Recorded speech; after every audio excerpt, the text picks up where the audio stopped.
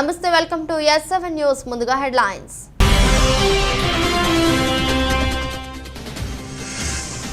పాకిస్తాన్లోని బలూచిస్తాన్లో ఘోర రోడ్డు ప్రమాదం. 19 మంది చనిపోగా 11 మంది గాయాలు.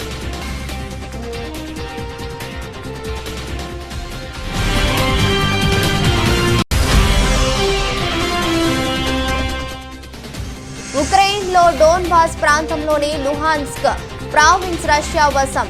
లిసిచాన్స్కు ఆక్రమించినట్టు ప్రకటించిన రష్యా రక్షణ మంత్రి సెర్గీ షోయిగు.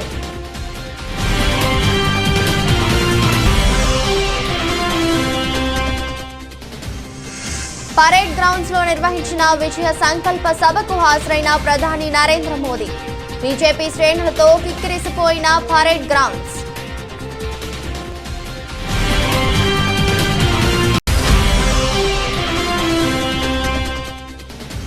రోడ్డు ప్రమాద బాధితుడిని సకాలంలో ఆసుపత్రికి తరలించిన రాహుల్ గాంధీ. హోటల్కు వెళ్లే దారిలో రోడ్డు ప్రమాదం.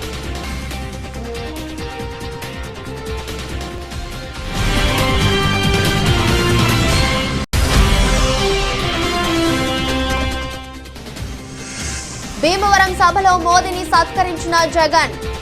అల్లూరి జయంతి సందర్భంగా అందరం ఏకమయ్యామన్న సీఎం.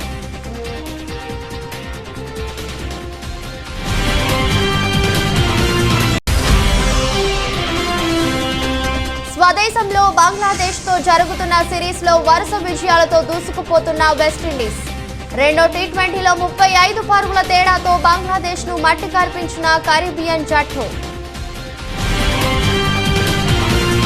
పాకిస్తాన్లోని బలూచిస్తాన్లో ఆదివారం సంభవించిన ఘోర రోడ్డు ప్రమాదంలో 19 మంది చనిపోగా మరో 11 మంది గాయాల పాలయ్యారు. క్వెట్టా నుంచి ఇస్లామాబాద్కు 30 మంది ప్రయాణికులతో బయలుదేరిన బస్సు జోబ్లోని లోయలో పడిపోయింది. భారీ వర్షం కురుస్తుండటంతో మలుపు వద్ద బస్సుపై డ్రైవర్ నియంత్రణ కోల్పోయి ఘోరం సంభవించిందని అధికారులు తెలిపారు. కాగా రోడ్ల నిర్వహణ సరిగా లేకపోవడం, నిర్లక్ష్యపు డ్రైవింగ్ మూలంగా పాకిస్తాన్లో ప్రమాదాలు సాధారణమయ్యాయి. గత నెలలో కూడా ఓ బస్సు ఘోర ప్రమాదానికి గురైన సంగతి తెలిసిందే. బలూచిస్తాన్లో బస్సు లోయలో పడిన దుర్ఘటనలో 22 మంది ప్రాణాలు కోల్పోయారు. తూర్పు ఉక్రెయిన్లో డోన్బాస్ ప్రాంతంలోని లుహాన్స్క్ ప్రావిన్స్ రష్యా వశమైనట్టు సమాచారం. అక్కడి చివరి ముఖ్య నగరం లిసిచాన్స్కు ఆక్రమించినట్టు రష్యా రక్షణ మంత్రి సెర్గీ షోయిగు ఆదివారం ప్రకటించారు. దీనివల్ల డోన్బాస్లో జెండా పాతాలన్న లక్ష్యానికి రష్యా చేరువగా వచ్చినట్లయింది. అక్కడి ప్రధాని నగరం నెవెరోడోనెటెక్స్ రష్యా సేవలు ఇటీవలే స్వాధీనం చేసుకున్నాయి. లిసిచాన్స్లో ఉక్రెయిన్ హోరాహోరీగా పోరాడినా లాభం లేకపోయింది. లిసిచాన్స్క్ సిటీ నిజంగా రష్యా ఆధీనంలో వెళ్ళిందా లేదా అనే దానిపై ఉక్రెయిన్ అధికారులు ఇంకా స్పందించలేదు.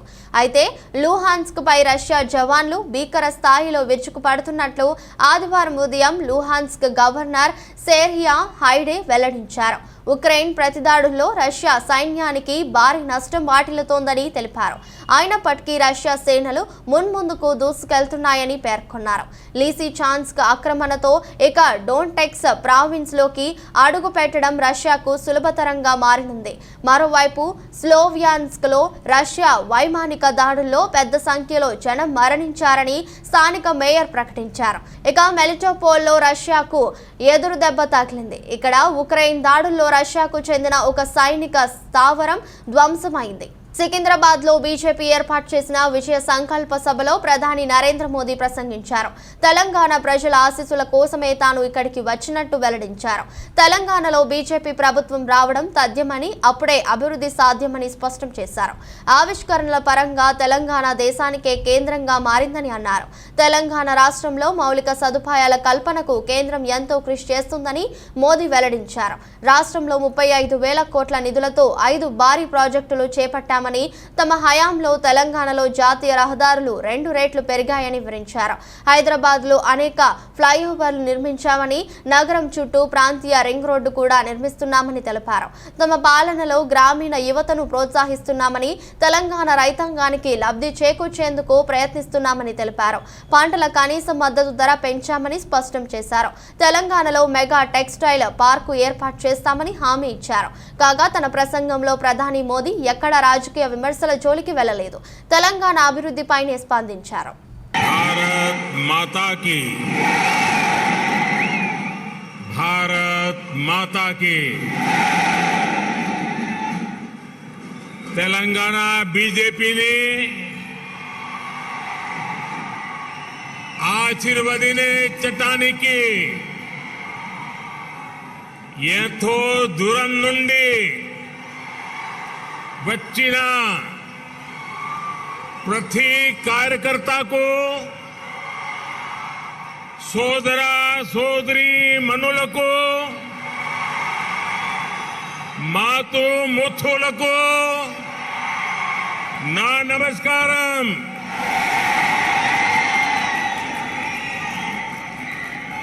भारतीय जनता पार्टी के अध्यक्ष श्रीमान जेपी नड्डा जी,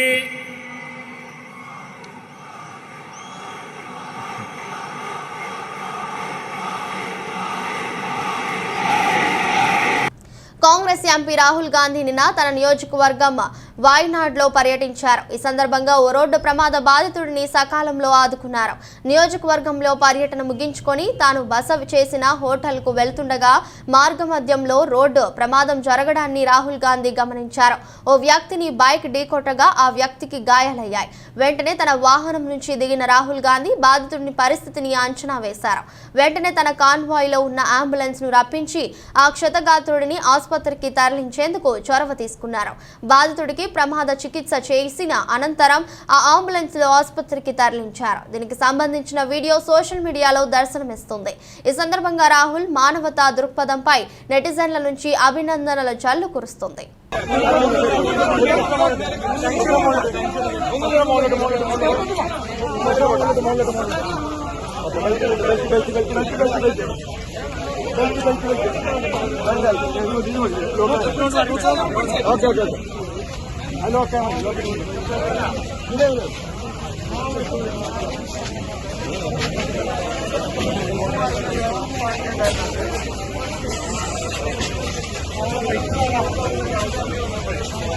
అల్లూరి సీతారామరాజు 125వ జయంతి ఉత్సవాలు జరుపుకోవడం తెలుగు జాతికే కాకుండా దేశానికే గర్వకారణమని తెలుగుదేశం అధినేత చంద్రబాబు అన్నారు।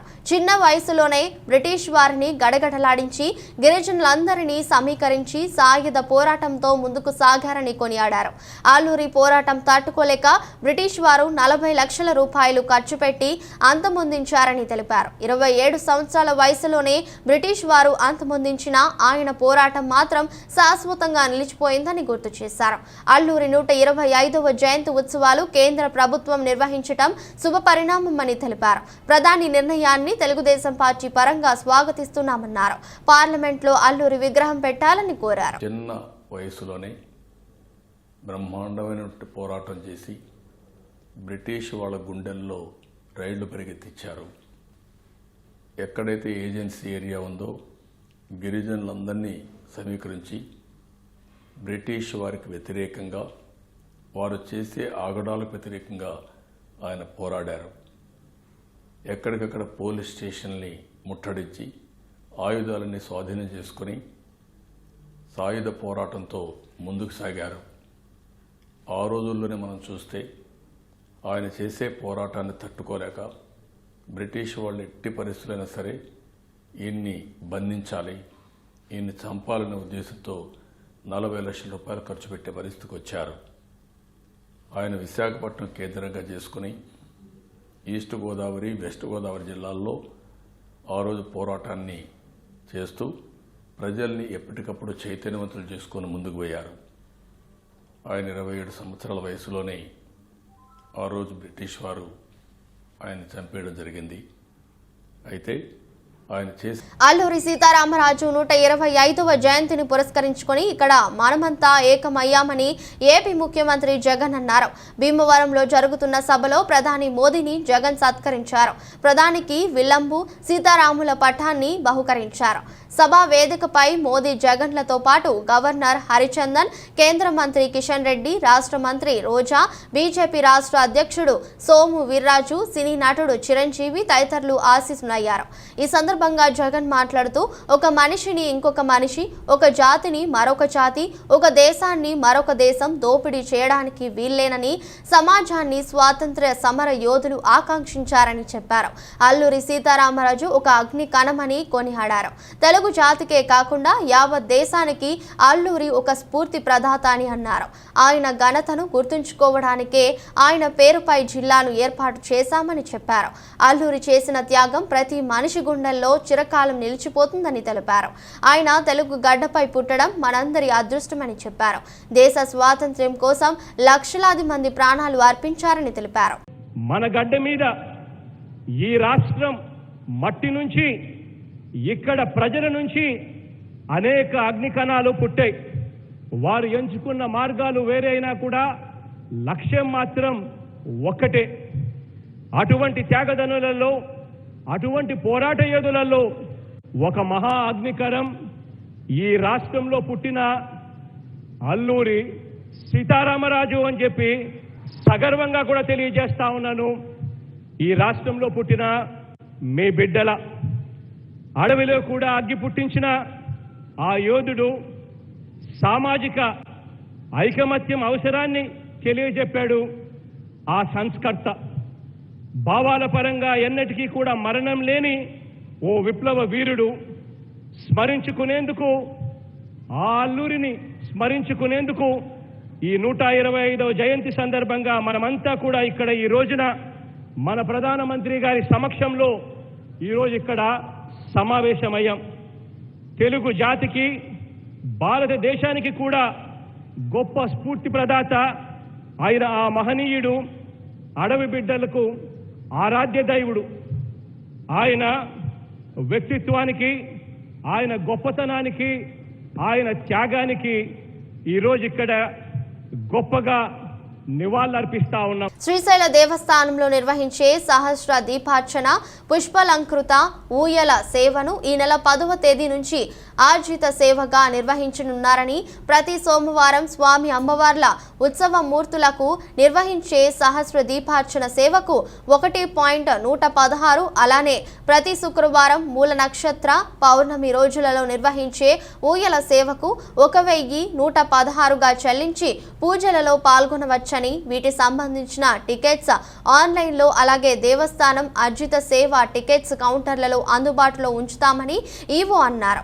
ఈ పూజ కైకర్యాలలో భక్తులు స్వయం పాల్గొనవచ్చని ఈవో లవన్న తెలిపారు. అలాగే శ్రీశైలానికి నేరుగా విచ్చేయాలనే భక్తులు ఆన్లైన్ ద్వారా రుసుము చెల్లించి పరోక్ష సేవగా కూడా అందుబాటులో ఉంచుతామని, ఈ సేవలను శ్రీశైలం టీవీ యూట్యూబ్ ఛానల్ ద్వారా వీక్షించవచ్చని, భక్తులు నూతన ఆర్జిత సేవగా ప్రవేశపెడుతున్న నూతన సేవలను వినియోగించుకోవాలని దేవస్థానం ఈవో లవన్న భక్తులను కోరారు.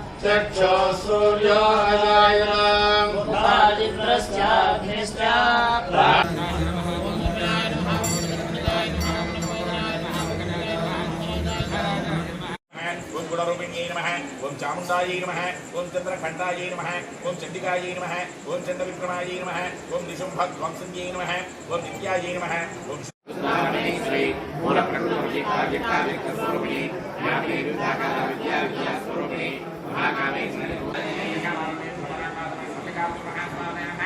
కొత్తవలస మండలం తుమ్మికాపల్లి గ్రామానికి చెందిన for the people charitable trust chairman Vishwanath Harikumar ఆధ్వర్యంలో 33 మంది ఒంటరి వృద్ధులకు 12 రకాల నిత్యావసర సరుకులు పంపిణీ చేశారు.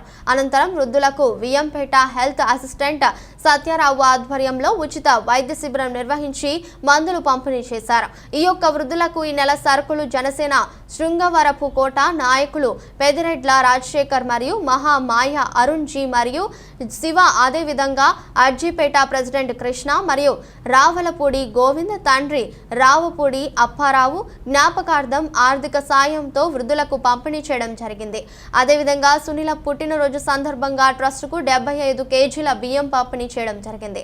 కార్యక్రమానికి ముఖ్య అతిథిగా వచ్చిన పెద్దిరెడ్ల రాజశేఖర్ మాట్లాడుతూ ప్రతి 2 నెలలకు ఒకసారి ఇలా ఇవ్వడం నాకు చాలా ఆనందంగా ఉంటుందని, ముందు ముందు నా వంతు సహాయ సహకారాలు ఎల్లప్పుడూ ట్రస్టుకు ఉంటాయని, ప్రతి ఒక్క యువత ముందుకు వచ్చి ఈ ట్రస్ట్లో పాల్గొని సహాయ సహకారాలు అందించాలని కోరారు. అందరికీ నమస్కారం. నేను ప్రతి 2 నెలలకి ఒకసారి వస్తూ అందరికీ సరిపడే మనకి నిత్యావసరాలు పంపిణీ చేస్తూ ఉంటాం. అదేవిధంగా ఇది చూసి చాలామంది డోనర్ ముందుకు రావాలని నేను కోరుకుంటున్నా. మా జనసేన తరపున ఇంకా ముందు మంచి మంచి కార్యక్రమాలు చేస్తూ మీకు ఇప్పుడు 2 నెలలకు ఒకసారి ఇస్తాం. అందుకు మా అందరం ఒక యూనిట్గా ఫామ్ అయ్యి రానున్న రోజుల్లో ప్రతి నెల ఇచ్చేనట్లు చేస్తామని మీకు ముఖంగా తెలియజేసుకుంటున్నాం. అదేవిధంగా హరి చెప్పానంటే మేము చాలాసార్లు చెప్పాను, చిన్న స్నేహితుడు వయసులో ఇలా ట్రస్ట్ పెట్టి రాయాలంటే చాలా మందికి వాళ్ళ వ్యక్తిగతంగా ఖాళీ ఉండదు. సమయంలో హరి ఇంత మంచి కార్యం చేస్తూ అందరికీ ఇంత సపోర్ట్గా ఉంటున్నందుకు ఇంకా మా జనసేన పార్టీ తరఫున అలాగే మీ నాయకులు అందరి తరఫున అతనికి హృదయపూర్వక ధన్యవాదాలు తెలియజేసుకుంటున్నాం. ఎందుకంటే మనం మంత్ డబ్బులు ఇస్తున్నాం, అలా కావాలని మనం ఇస్తున్నాం, కానీ అది చేయాలంటే టైం అది ప్రతి నెల ఎక్కడ తగ్గకుండా అతను ఇంకా నెలకి పెంచుకుంటున్నారు తప్ప తగ్గట్లేదు. ఇదేగా అతను మంచి హృదయం ముందుకు. ఇంకా మా కోరిక ఏంటంటే ఆల్రెడీ తోటి చెప్పారు సతీష్ గారు, అందరూ కట్టించాలనే మాకు ఆ కోరిక ఉంది. దివంగత మాజీ మంత్రివర్యులు సంగీత వెంకటరెడ్డి ఆశించినట్టుగా పినపల్ల గ్రామాన్ని తీర్చిదిద్దుతామని ప్రభుత్వ శాసనసభ్యులు చిర్ల జగ్గిరెడ్డి పేర్కొన్నారు. ఆదివారం ఆలమూరు మండలంలోని పినపల్ల గ్రామంలో పలు అభివృద్ధి కార్యక్రమాలకు చిర్ల జగ్గిరెడ్డి ముఖ్య అతిథిగా హాజరై భూమి పూజ చేశారు. ఈ సందర్భంగా మాట్లాడుతూ గ్రామాల్లో ప్రత్యేక అధికారుల పాలనలో మంజూరు అయినటువంటి అభివృద్ధి పనులు కరోనా లాక్డౌన్ కారణంగా అసంపూర్తిగా నిలిచిపోయాయన్నారు. దీంతో రాష్ట్ర వ్యాప్తంగా ఎమ్మెల్యేలు అందరూ ముఖ్యమంత్రి జగన్మోహన్ రెడ్డి దృష్టికి తీసుకెళ్లి అపరిష్కృతంగా నిలిచిపోయిన పనులు పూర్తి చేసేందుకు అనుమతులు పొందడం జరిగిందన్నారు. దీంతో ముఖ్యమంత్రి నిధులు మంజూరు చేసి గ్రీన్ సిగ్నల్ ఇచ్చారని, ఇక గ్రామాలకు మార్గదర్శనేనన్నారు.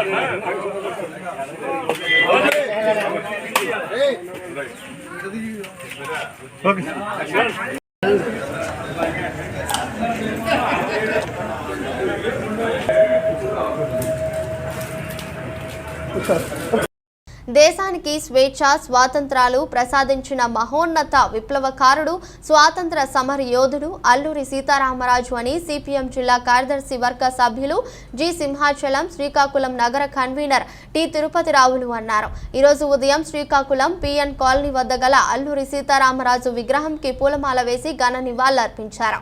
ఈ సందర్భంగా వారు మాట్లాడుతూ నిజమైన అల్లూరి సీతారామరాజు వారసులు కమ్యూనిస్టులేనని, ఆయన మన్యంలో జరిపిన పోరాటం గొప్పదని కొనియాడారు. ఆయన కులానికి, మతానికి, ప్రాంతానికి అతీతంగా పోరాడిన వీరుడని అన్నారు. పోరాటాల ద్వారా గిరిజనులకు 1/70 చట్టం, ఐటీడీఏ, పీసా చట్టం, గిరిజన జీసీసీలు, కొండపోడు హక్కులు లాంటివి కేంద్ర తుంగులో తొక్కుతోందని ఆవేదన వ్యక్తం చేశారు.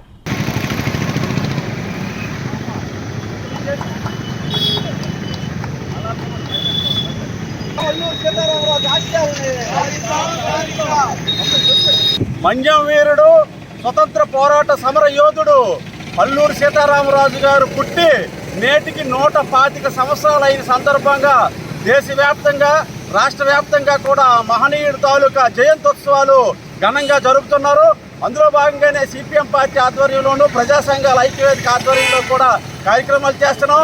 ఆ మహనీయుడు తెచ్చినటువంటి అనేక త్యాగాల ఫలితంగానే ఈరోజు గిరిజనులకి ఐటీడీఏ కానీ పీసా చట్టం కానీ లేదంటే 1/70 కానీ గిరిజన కార్పొరేషన్లు జీసీసీలు కానీ అనేక రకాల చట్టాలు వచ్చాయి.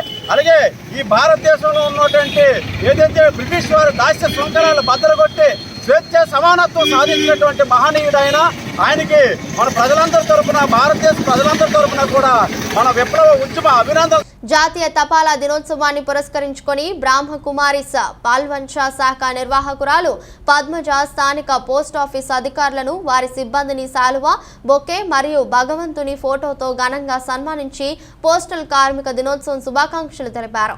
అనంతరం కల్ప తరుహలో భాగంగా మొక్కలు నాటారు. 75 వసంతాల ఆజాదీకా అమృత్ మహోత్సవంను ఉద్దేశించి పాల్వంచ పోస్టాఫీసులో ఏర్పాటు చేసిన కార్యక్రమంలో బ్రహ్మకుమారి పద్మజ మాట్లాడుతూ ప్రజలకు నిత్యం అందుబాటులో ఉంటూ ఎంతో విలువైన సమాచారాన్ని సకాలంలో అందిస్తున్నారని, పోస్టల్ కార్మికుల సేవలను ప్రతి ఒక్కరం గుర్తించాల్సిన అవసరం ఉందని, పోస్టల్ సిబ్బంది సేవలను ఎవరూ ఎప్పటికీ మర్చిపోలేరని ఆమె తెలిపారు. పూర్వకాలం నాటి నుండి పోస్టల్ సేవలు ఎంతో ఆదరణ పొందిందని, ఇంటర్నెట్ కాలంలో కూడా ప్రజలకు పోస్టల్ సేవలు అద్భుతంగా అందిస్తున్నారని ఆమె పోస్టల్ సిబ్బందిని అభినందించారు.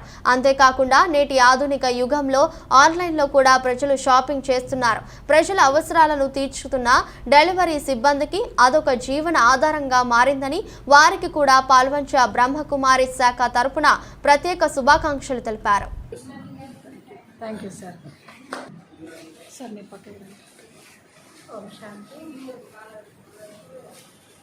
బ్రహ్మకుమారిస్ వారు ఈరోజు పోస్టల్ వర్కర్స్ డే సందర్భంగా పోస్ట్ ఆఫీస్కి రావడం జరిగింది. ఎందుకంటే అందరం అన్ని చోట్లకు వెళ్ళి అన్ని సేవలు చేయలేము కాబట్టి వారు అందించే సేవలు కూడా మాకు అందరికీ కూడా ఎంతో ఆనందదాయకంగా ఉంటాయి. టైంకి అందించగలుగుతున్నారు. ప్రతి ఒక్కరు కూడా వాళ్ళ యొక్క శ్రమను గుర్తించాలనే ఉద్దేశంతో మేము ఈ కార్యక్రమాన్ని ఏర్పాటు చేశాము. ఆజాదీకా అమృత్ మహోత్సవం సందర్భంగా 75 సంవత్సరాల మనకు స్వాతంత్రం వచ్చి ఈ స్వాతంత్రోత్సవ సందర్భంగా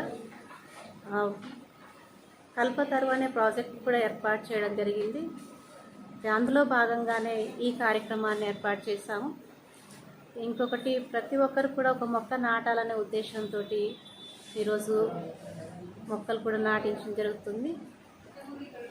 మీ అందరికి కూడా postal department postal workers day సందర్భంగా అందరికీ.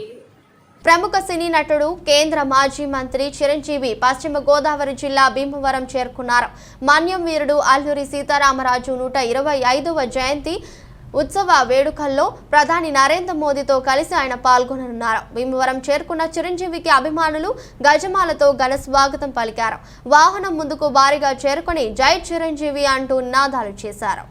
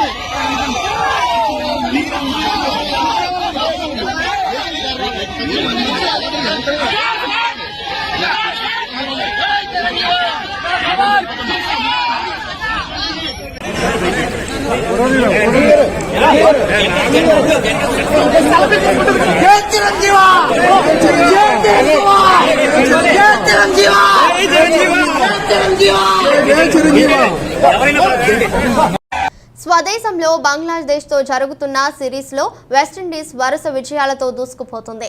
2 మ్యాచ్ల టెస్ట్ సిరీస్ను 2.0తో క్లీన్ స్వీప్ చేసిన ఆ జట్టు 3 మ్యాచ్ల T20 సిరీస్లోనూ హవా కొనసాగుతుంది. వర్షం కారణంగా తొలి మ్యాచ్ ఫలితం తేలకుండానే ముగియగా ఆదివారం జరిగిన రెండో T20లో కరీబియన్ జట్టు 35 పరుగుల తేడాతో బంగ్లాదేశ్ను మట్టకరిపించింది.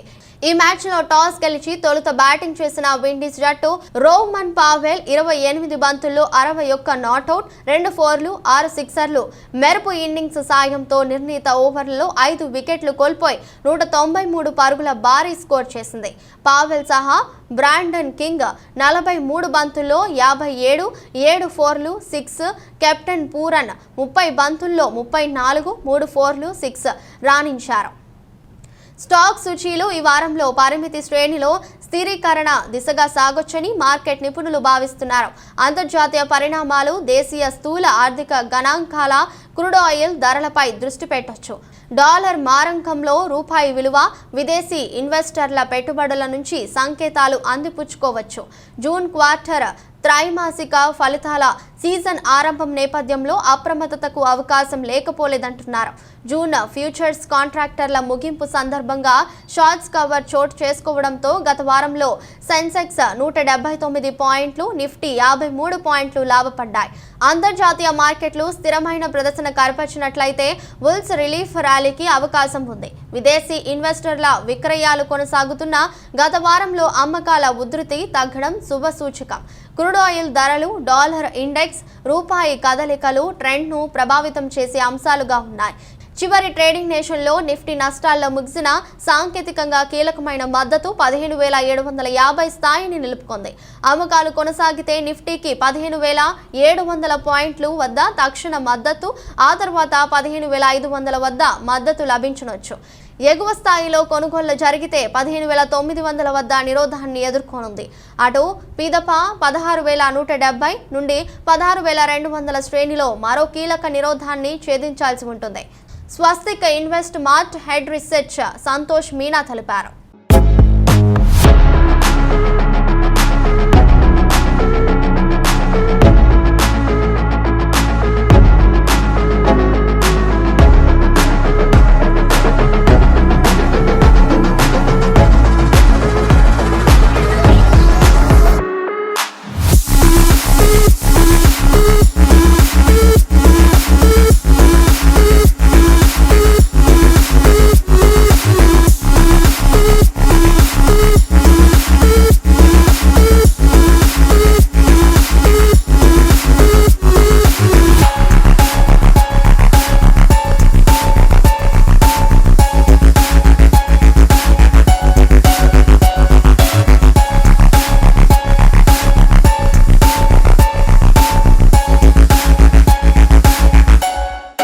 వార్తలు ముగించే ముందు మరోసారి హెడ్లైన్స్.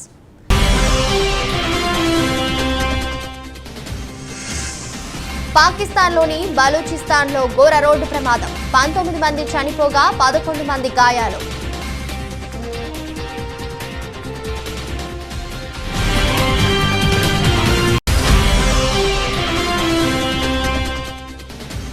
ఉక్రెయిన్లో డోన్బాస్ ప్రాంతంలోని లుహాన్స్క్ ప్రావిన్స్ రష్యా వశం. లిసిచాన్స్క్ కు ఆక్రమించినట్టు ప్రకటించిన రష్యా రక్షణ మంత్రి సెర్గీ షోయిగు.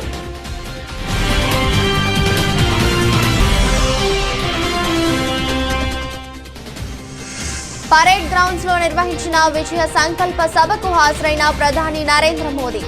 బీజేపీ శ్రేణులతో కిక్కిరిసిపోయిన పరేడ్ గ్రౌండ్స్.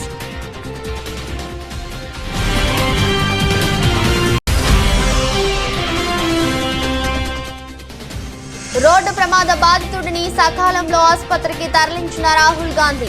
హోటల్కు వెళ్లే దారిలో రోడ్డు ప్రమాదం.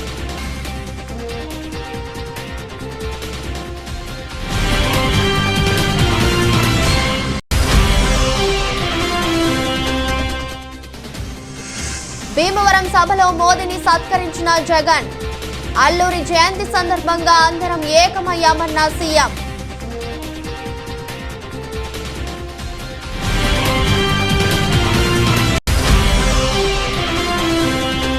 స్వదేశంలో బంగ్లాదేశ్తో జరుగుతున్న సిరీస్లో వరుస విజయాలతో దూసుకుపోతున్న వెస్టిండీస్.